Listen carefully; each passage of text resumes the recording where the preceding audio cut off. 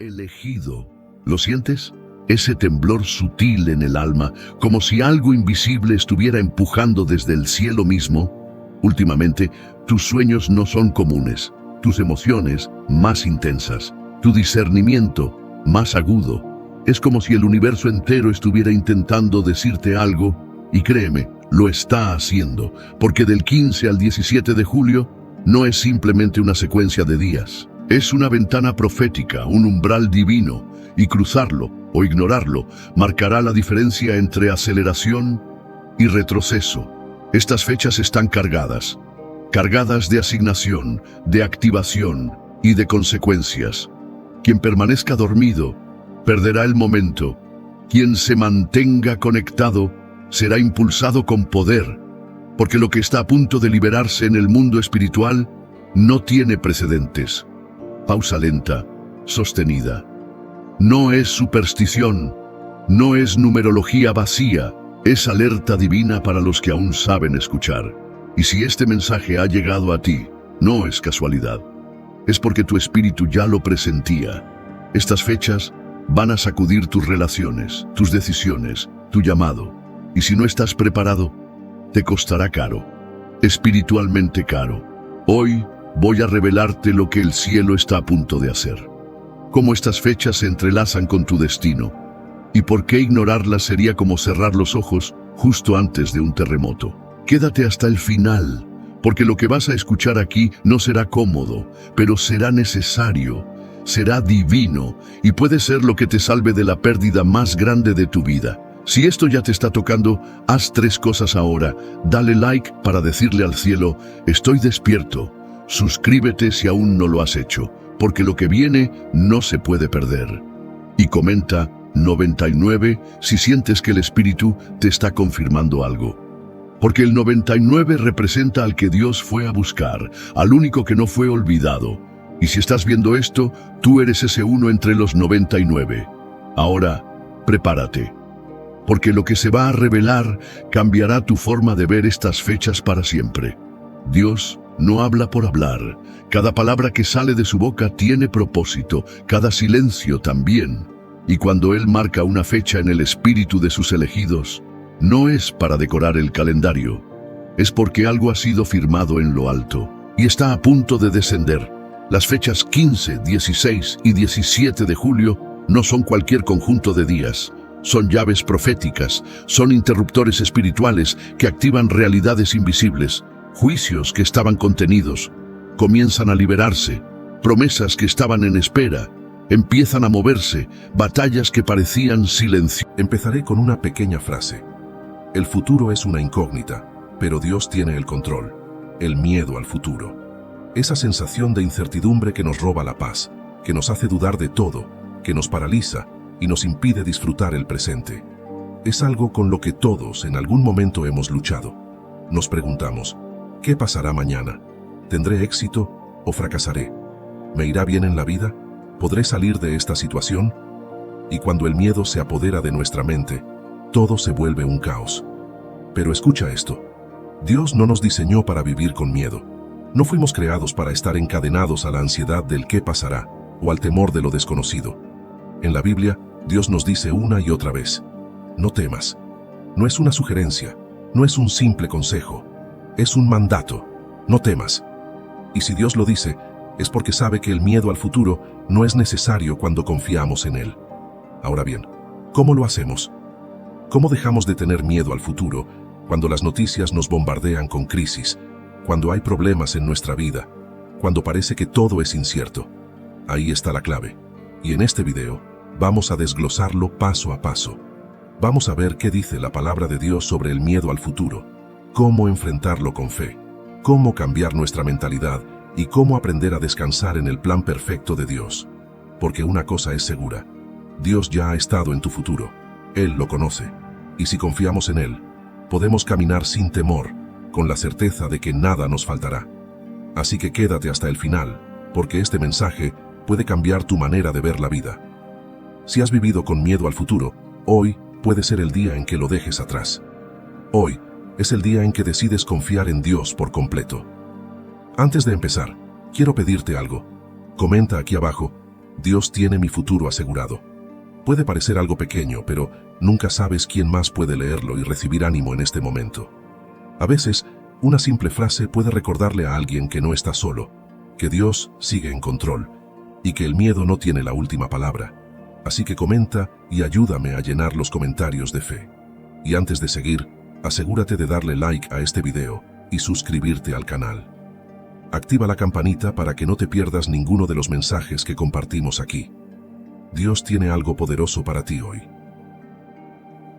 Primera parte. El miedo al futuro. Es una mentira que el enemigo usa contra ti. Mira, el miedo al futuro no es algo que simplemente aparece de la nada. No es solo una emoción pasajera. Es una estrategia, una trampa. Una mentira que el enemigo usa para desenfocarte, para mantenerte en un estado de ansiedad, de duda, de inseguridad. Porque si vives con miedo al futuro, te olvidas de que Dios ya está ahí. Piensa en esto. Cuando tienes miedo de lo que va a pasar mañana, lo que realmente es... Imagínate esto por un momento. En las montañas remotas del noreste de India, escondida del mundo moderno, existe una pequeña comunidad que afirma algo absolutamente extraordinario. Ellos dicen que son descendientes directos de una de las 10 tribus perdidas de Israel. No estamos hablando de conversos modernos ni de personas que leyeron la Biblia y decidieron adoptar tradiciones judías. Estamos hablando de gente que durante 2700 años ha cantado oraciones en hebreo, ha guardado el sábado, ha preservado festivales bíblicos y ha soñado con regresar a la tierra de sus antepasados. Pero aquí viene la parte que realmente te va a impactar. El gobierno de Israel les cree. El rabino principal de Israel los ha reconocido oficialmente. Después de estudios exhaustivos, investigaciones genéticas y evaluaciones teológicas, la conclusión es clara. Estos son los descendientes de la tribu de Manasés. ¿Te das cuenta de lo que esto significa? Estamos hablando de profecía bíblica cumpliéndose delante de nuestros ojos. Durante siglos, los eruditos debatieron sobre qué pasó con las tribus perdidas. Muchos asumieron que simplemente desaparecieron, que se asimilaron a otras culturas y se perdieron para siempre en las páginas de la historia. Pero ¿qué tal si nunca se perdieron? ¿Qué tal si Dios las preservó exactamente donde las colocó, esperando el momento profético perfecto para revelarlas al mundo? Los Bnei Menashe, como se llaman a sí mismos en hebreo, significa hijos de Manasés. Viven en los estados de Manipur y Mizoram, en una región tan remota que hasta hace pocas décadas el mundo exterior apenas sabía de su existencia. Durante generaciones incontables, estos pueblos han preservado tradiciones que los conectan directamente con el Israel antiguo. No aprendieron estas cosas de misioneros, no las sacaron de libros. Las heredaron de sus abuelos, quienes las heredaron de sus abuelos, en una cadena ininterrumpida que se extiende a través de milenios. Cuando los misioneros cristianos llegaron finalmente a la región en el siglo XX, con Biblias traducidas a los idiomas locales, algo increíble pasó. En lugar de que estos pueblos aprendieran historias nuevas, reconocieron las historias que ya conocían. Los festivales que habían estado celebrando durante siglos coincidían perfectamente con la ley levítica. Las canciones que cantaban contenían palabras hebreas. Las costumbres que practicaban reflejaban rituales del templo antiguo. No estaban aprendiendo sobre Israel, se estaban recordando de Israel. Pero el reconocimiento es solo el primer paso. Lo que vino después cambiaría todo y nos revelaría que estamos viviendo en el tiempo más proféticamente significativo de la historia humana. En mayo de 2023, la violencia étnica explotó a través del noreste de India como un barril de pólvora. Lo que pasó después fue la pesadilla de todo creyente. Sinagogas que habían sobrevivido 2700 años de exilio fueron quemadas hasta los cimientos. Rollos sagrados de la Torá, algunos copiados a mano durante generaciones, se convertirían en cenizas. Líderes comunitarios tuvieron que huir por sus vidas. Comunidades antiguas que habían... El silencio de la madrugada fue quebrantado por los pasos de miles de soldados. Una ciudad entera dormía, sin saber que estaba completamente rodeada. En las primeras luces de la mañana, un siervo temblando de miedo miró por la ventana y vio lo que parecía ser el fin. Un ejército inmenso listo para destruirlo todo. Pero lo que sucedió después cambió no solo ese día, sino toda la historia de Israel. Una sola oración transformó un momento de terror en una de las mayores demostraciones del poder de Dios jamás registradas en la Biblia.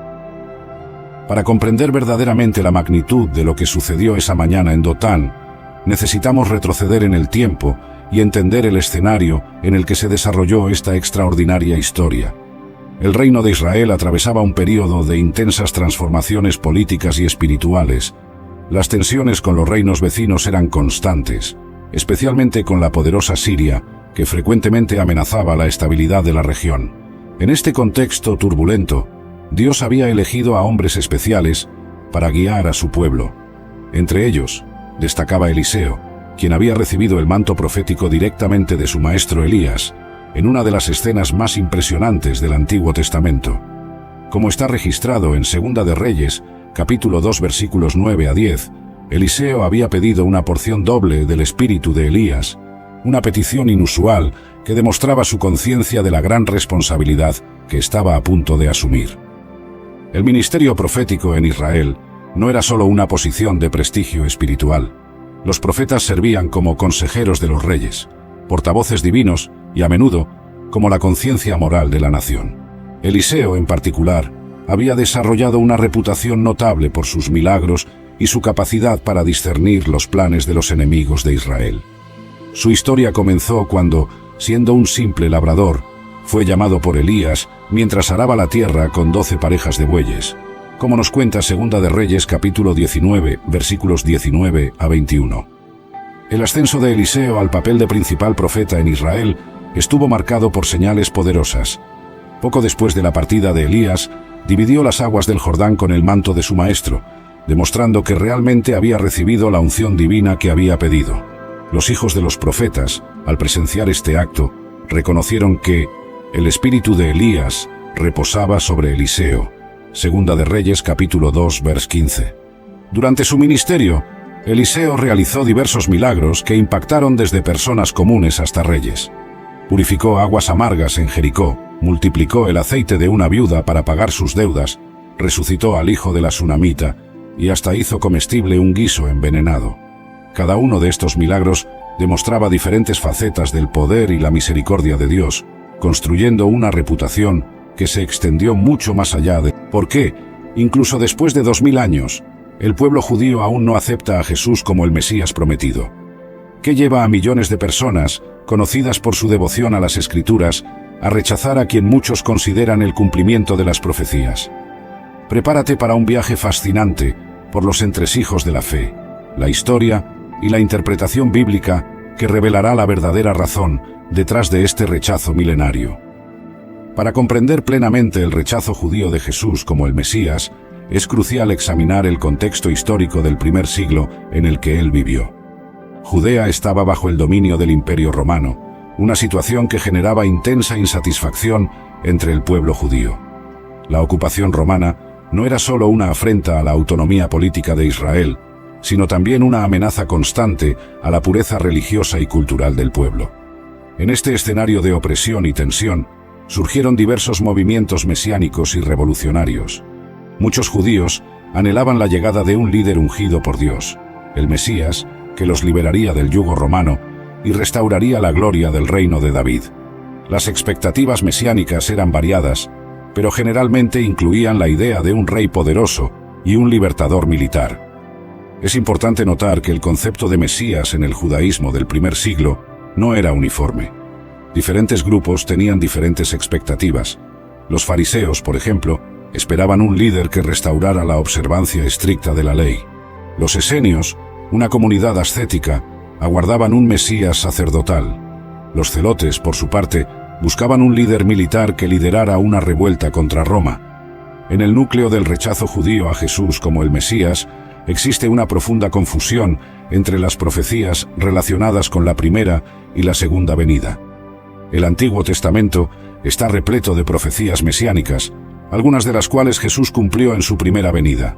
Él nació en Belén, Miqueas 5:2, descendió de David, 2 Samuel 7, 12 a 13, realizó milagros, Isaías 35, 5 a 6, y sufrió conforme estaba previsto, Isaías 53. Sin embargo, muchas otras profecías permanecen sin cumplirse a los ojos judíos. Estas incluyen el establecimiento de un reino de paz mundial, Isaías 2:4, la reunión de todos los judíos en Israel, Jeremías 23, 5 a 8, y la reconstrucción del templo, Ezequiel 37, 26 a 28. La ausencia de estos eventos durante el ministerio terrenal de Jesús llevó a muchos a cuestionar su identidad mesiánica. El malentendido radica en el hecho de que los profetas del Antiguo Testamento no vislumbraron un intervalo entre la primera y la segunda venida del Mesías. Para ellos, todas las profecías mesiánicas se cumplirían en un único evento grandioso. Consecuentemente, cuando Jesús vino y no nacer y morir, son hechos incuestionables de cualquier experiencia humana. ¿Están de acuerdo con esta afirmación? Entre los años que tenemos aquí en la tierra, podemos germinar el mundo con nuestra progenie, pero la muerte es algo de lo cual no podemos huir. No poseemos la habilidad de anticipar cuándo exactamente, de qué manera o dónde. La certeza que abrazamos es que en algún momento seremos lanzados en una etapa misteriosa de la vida, de la cual nadie retorna. Y para aquellos que nutren la conexión con lo divino durante el viaje terrenal, hay el consuelo de que un encuentro celestial pueda ocurrir. Pero ¿qué garantías tenemos? Ciertamente, el estudio de las Escrituras puede proporcionar soluciones a sus problemas y una respuesta práctica a esta pregunta. Puede parecer muy simple, incluso, pero se engaña quien piensa que el camino hasta el encuentro celestial es simple. Demanda mucho esfuerzo, soportar muchas adversidades y una percepción aguda de la presencia divina, es decir, buscar a Dios mientras Él pueda ser encontrado. Un día, lamentablemente, esta opción ya no está más disponible. Por eso la urgencia del arrepentimiento. Nada dura para siempre aquí, incluyendo la oportunidad de salvar tu alma. Pero ¿a dónde vamos? Debe ser una pregunta relevante, o ¿cómo vivimos? ¿Qué cuestionamientos podemos llevar con nosotros cuando hay solo dos certezas para el pueblo de Cristo? La muerte física y la vida eterna espiritual. Hoy vamos a conversar un poco sobre la importancia de una vida en Cristo como un conductor para una experiencia espiritual duradera. Y tratar de responder a la siguiente pregunta: ¿a dónde vamos después de morir? Sin embargo, estas dos certezas provocan una indagación universal. ¿Hacia qué destino nos dirigimos después del último suspiro? ¿Existe un lugar? Es común encontrar individuos que comparten tal curiosidad por desconocer o dudar de lo que nos espera después de esta vida terrenal. Si comprendemos que el nacimiento nos conduce a algún lugar, debemos aceptar que existe una línea de llegada, un destino final, la suma de nuestras alegrías, tristezas, amores y decepciones, y de las inimaginables vivencias que acumulamos a lo largo del camino. El desenlace de la vida puede presentarse como una concepción incierta. Mientras algunos mantienen la convicción de que después del último suspiro, todos reposan esperando un juicio sin plazo de nuestras acciones aquí en la tierra, donde seremos encaminados al cielo o al infierno, otros creen que enfrentamos una evaluación inmediata, un juicio, justo después del término del viaje terrenal, para determinar los destinos previamente trazados aquí. Independientemente de cuál sea tu creencia, una certeza parece imperar sobre el pensamiento religioso. No hay salvación, si no es por el mérito de nuestras elecciones. Tú decides el lugar donde reposarás después de la muerte. Dios orquesta y diseña nuestros pasos, pero nosotros tenemos la libertad de trazar nuestra propia ruta, poblar el templo y renovar la alianza con el Señor. Confiaré en el Dios de Israel, declaró él al pueblo reunido en el templo recién purificado, pues solo Él es el escudo y la fortaleza de Judá. Sennacherib, por otro lado, personificaba el poder terrenal en su forma más brutal. Su imperio se extendía desde las montañas de Persia hasta las llanuras de Egipto. Reyes temblaban al simple susurro de su nombre, y ciudades enteras eran arrasadas al menor signo de resistencia. Ningún dios jamás salvó a su pueblo de mis manos, se jactaba él, en inscripciones grabadas en piedra por todo su imperio. Soy el flagelo enviado por los grandes dioses de Asiria para castigar a los rebeldes. El conflicto entre estos dos hombres, un humilde siervo del Dios invisible y un tirano que se consideraba casi divino, estaba a punto de culminar en un enfrentamiento de proporciones cósmicas. Las primeras noticias de la invasión asiria llegaron a Jerusalén a través de refugiados exhaustos. Vienen como una tormenta, gritaban hombres cubiertos de polvo y sangre. Laquis ha caído. Todas las ciudades fortificadas están siendo destruidas. Ezequías convocó a su consejo. Algunos defendían la rendición inmediata, otros sugerían alianzas con Egipto. Pero el profeta Isaías, con sus ojos ardientes y barba blanca, entró en la cámara del consejo sin ser anunciado. Así dice el Señor, proclamó con voz atronadora. No temas al asirio que te amenaza con palabras arrogantes. Yo pondré un espíritu en él, y él oirá un rumor, y regresará a su tierra, donde caerá por la espada. Aquella misma noche, 3 emisarios asirios llegaron a las puertas de Jerusalén. Rabsaces, el portavoz de Sennacherib, habló en voz alta para que todos en las murallas pudieran oír. ¿En qué confían ustedes para resistir? Egipto es una caña quebrada que perfora la mano de quien en ella se apoya. Y si dicen confiamos en el Señor nuestro Dios, ¿no es ese el mismo cuyos altares Ezequías removió? El silencio se cernió sobre las murallas, quebrado solo por el viento caliente del desierto. La hora de la mayor prueba de Jerusalén había llegado. El sol naciente iluminó la vasta extensión del campamento asirio. Tiendas innumerables cubrían las colinas alrededor de Jerusalén como una plaga metálica. El ruido de miles de hombres preparando sus armas creaba una sinfonía aterradora que resonaba por los valles. Dentro de la ciudad sitiada, Ezequías rasgó sus vestiduras al recibir la carta de Sennacherib.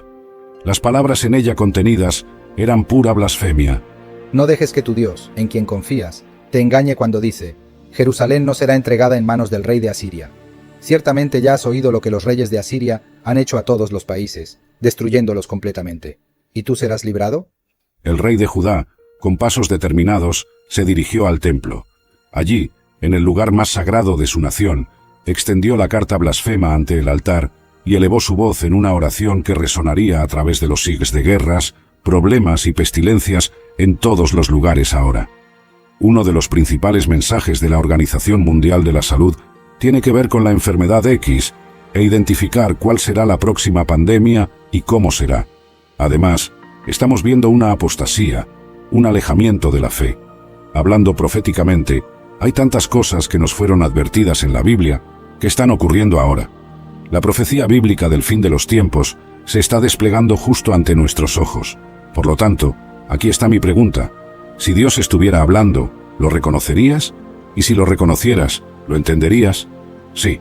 En estos días, quizás no tengamos un profeta como Moisés, que tuvo una experiencia directa con la zarza ardiente, pero si Dios estuviera hablando con nosotros y nos dijera que vigilemos y oremos para que estemos atentos a los signos de los tiempos, estarías escuchando.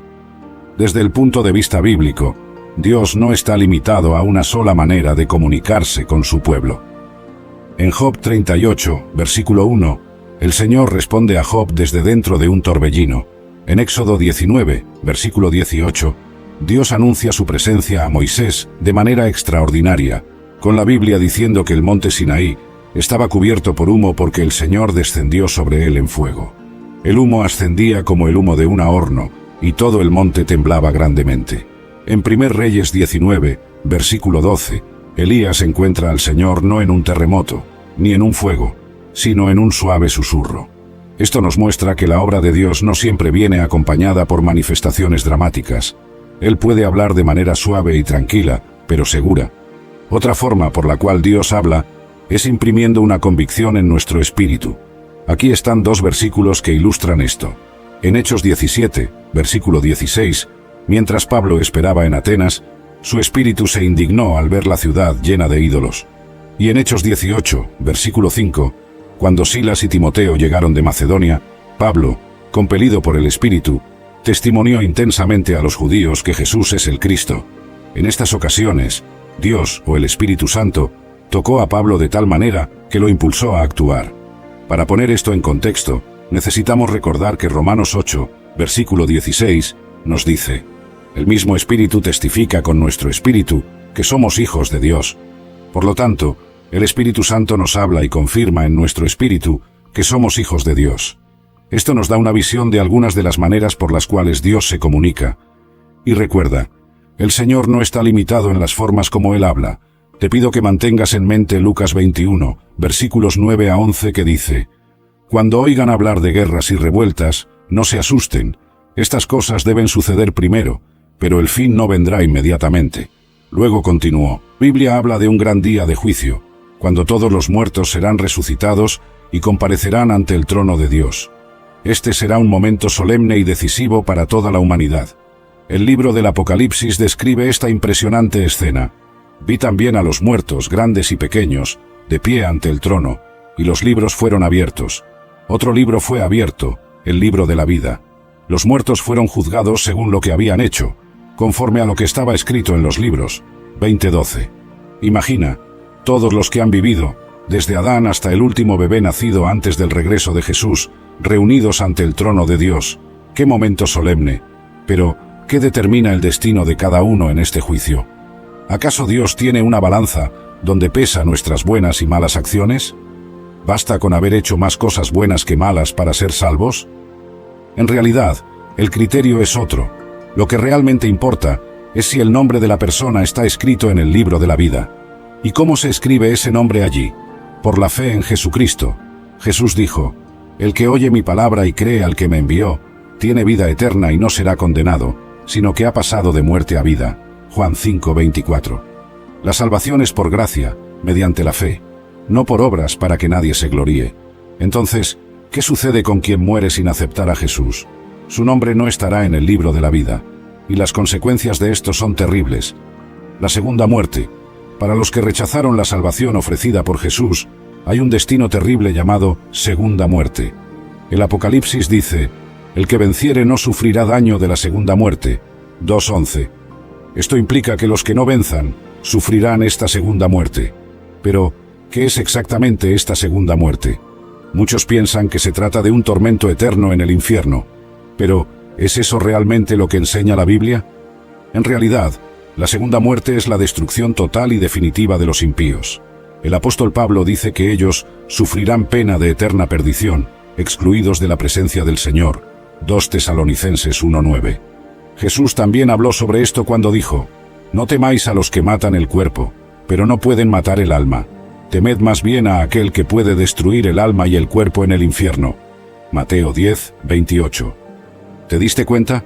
Jesús no habló de torturar eternamente, sino de destruir. La palabra griega usada aquí es apolumi, que significa destruir completamente, exterminar. Esto tiene más sentido cuando pensamos en